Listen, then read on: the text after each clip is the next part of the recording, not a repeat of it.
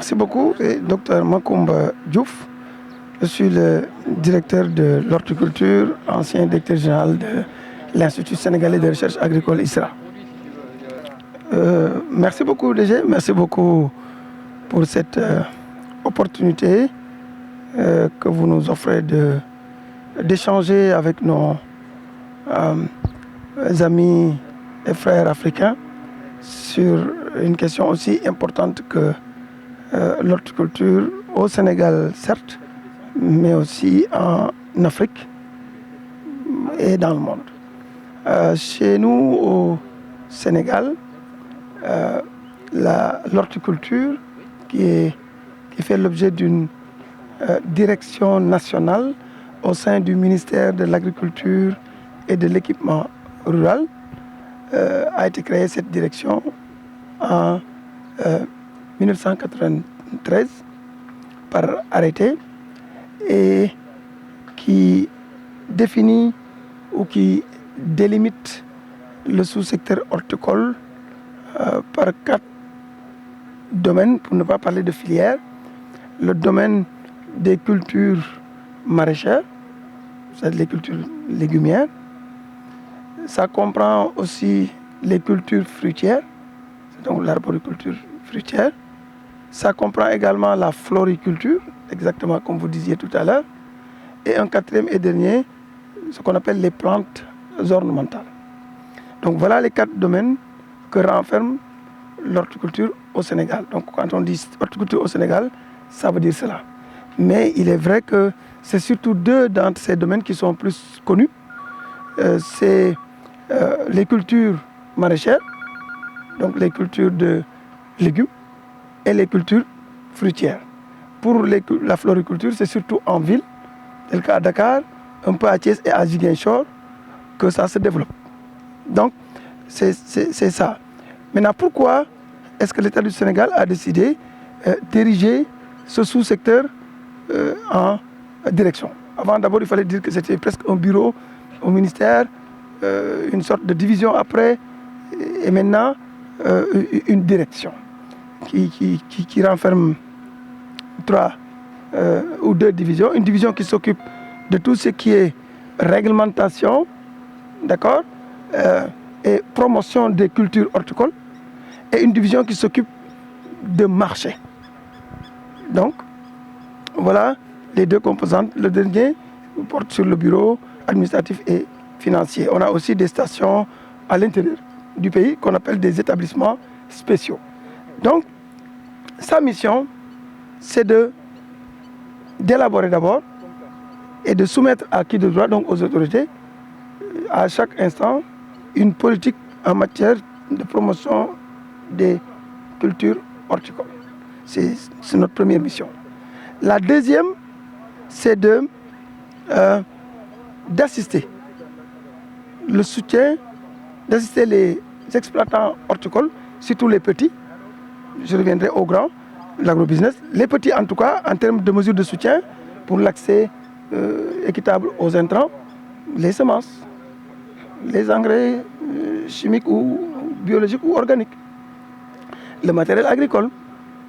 Donc ça, c'est notre direction qui gère la mise en œuvre et qui fait le plaidoyer aussi au niveau de l'État pour que des mesures comme ça puissent être perçues comme pertinentes et que des ressources soient dégagées pour assister ces petits exploitants.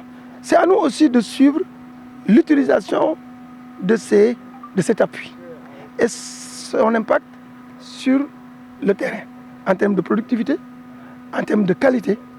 C'est nous qui également suivons tout ce qui est lié à la promotion des exportations. C'est vrai qu'il y a une direction qui s'appelle la DPV, qui s'occupe de tout ce qui est paperasse et lié à la réglementation par rapport aux activités import-export. Mais en termes de promotion du produit des filières, c'est nous. L'autre élément également, c'est le renforcement des capacités des petits exploitants. Donc, ce qu'on appelle l'appui conseil. Donc, si la recherche, on y reviendra avec le congrès qu'on vient de finir, nous produit des innovations. La direction de l'horticulture fait partie des entités au niveau national, à côté de l'Agence nationale de conseil agricole et rural, à côté de certaines sociétés de développement, à côté de certains projets et programmes. La direction a comme rôle de transférer ces connaissances aux petits exploitants et de renforcer leurs capacités de façon à augmenter tout le temps leur productivité, à augmenter la qualité de leurs produits, donc la compétitivité, mais aussi à rendre autant que faire se peut durable leur activité de production. C'est ainsi qu'on est arrivé à promouvoir actuellement le bio au Sénégal, mais aussi la production tout simplement naturelle, c'était le 10. Donc, entre autres, voilà des missions mais aussi les missions de conseil. Par exemple, les investisseurs, s'ils viennent au Sénégal, nous sommes l'une des portes d'entrée pour expliquer les opportunités qu'il y a, identifier les contraintes, mais aussi faire des suggestions pour encourager le secteur privé à investir dans le secteur de l'horticulture. Et pour vous dire, ceci a payé, parce qu'entre 2012 et maintenant, on est passé de 905 000 tonnes au Sénégal, fruits et légumes, à 1 624 000 tonnes en 2019 de production. Des exportations de 56 000 tonnes à 122 000 tonnes en 2018 et 113 000 tonnes en 2020, pour des rentrées de devises de 77 milliards par an pour les exportations. Mais aussi un impact pour l'import-substitution, c'est-à-dire la satisfaction du marché sénégalais à partir de la production locale. L'impact, il y a 3 ans, on l'avait évalué autour de 252 milliards. Donc, très bien.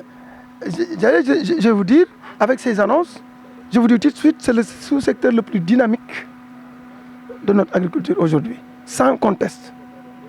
Pourquoi je le dis? Parce que ce dynamisme s'apprécie, entre autres, par la productivité, par la compétitivité et par l'incidence sur le vécu des Sénégalais.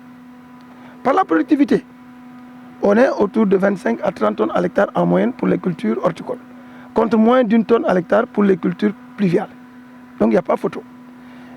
En termes de compétitivité, un kilo de légumes, de fruits coûte toujours plus cher qu'un kilo de céréales, en tout cas chez nous.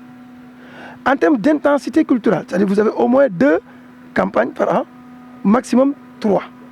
Donc ça veut dire que l'agriculture comme métier également, c'est l'horticulture. Vous avez 4 actifs à l'hectare au minimum ou 5 actifs en termes de création d'emplois également, d'emplois décents et durables aussi, il n'y a pas photo. En termes d'exportation, je viens de vous dire, pour équilibrer la balance commerciale de notre pays, donc il n'y a pas photo. Voilà pourquoi, en 2018, je vous donne le dernier chiffre, avec le rapport, un des rapports de la Banque mondiale sur la question, on était autour de 4,5 de contribution du PIB agricole, qui en son temps était autour de 16. Ça vous donne une idée. Et ça, on vient de très loin. Avant, l'horticulture était le parent pauvre de notre agriculture. C'était juste quelques légumes, un petit potager à l'arrière-cour, de petites parcelles en plein champ. Maintenant, c'est devenu une activité non seulement de résilience, que tout le monde fait, pour échapper à la précarité, et, voilà, se faire des revenus, etc. Mais aussi une mamelle principale pour notre économie, qui pour l'essentiel est basée sur l'agriculture. Alors donc comment se fait la promotion justement de l'horticulture pour qu'elle occupe la place dont vous parlez aujourd'hui? Très bien, cette promotion se fait d'abord au niveau des autorités de la République, à partir d'un plaidoyer fort, adossé à une argumentation et des preuves tangibles qui ont fini de convaincre les plus hautes autorités, le chef de l'État en tête, qui croit en l'horticulture. En parlant même d'agriculture, il distingue tout le temps l'horticulture, alors que l'horticulture fait partie de l'agriculture, mais ce n'est pas n'importe quelle agriculture. Donc à ce niveau déjà. À un second niveau, c'est au niveau des activités de promotion. Les rendez-vous internationaux en termes d'exposition, de salons, de foires, de rencontres et même de rencontres de promotion pour faire ce qu'on appelle la promotion de l'origine Sénégal pour les fruits et légumes. L'autre élément de promotion, c'est au plan scientifique. Vous l'avez vu, peut-être qu'on va y revenir. On vient d'abriter, avec beaucoup d'honneur d'ailleurs, et de fierté, le 4e congrès panafricain de l'horticulture, qui se tient pour la toute première fois en zone francophone d'Afrique. Et je vous disais donc que l'autre élément, c'est à travers, n'est-ce pas, les rencontres scientifiques où nos chercheurs arrivent à présenter leurs activités dans le domaine, leurs avancées, mais aussi leurs limites, leurs difficultés. Nos producteurs, y compris l'agrobusiness, ont l'occasion de présenter leur production, leurs avancées, leurs performances, mais aussi leurs contraintes. Et ces échanges, sachant que la science, ses résultats sont toujours source de progrès, ces échanges nous permettent d'apprendre des autres, des sortes de rendez-vous du donner et du recevoir. Donc, on apprend et ça permet après de prendre ces évidences-là et de les transposer à nouveau aux exploitants horticoles pour augmenter la productivité dont je parlais, la compétitivité, mais aussi la durabilité de l'activité.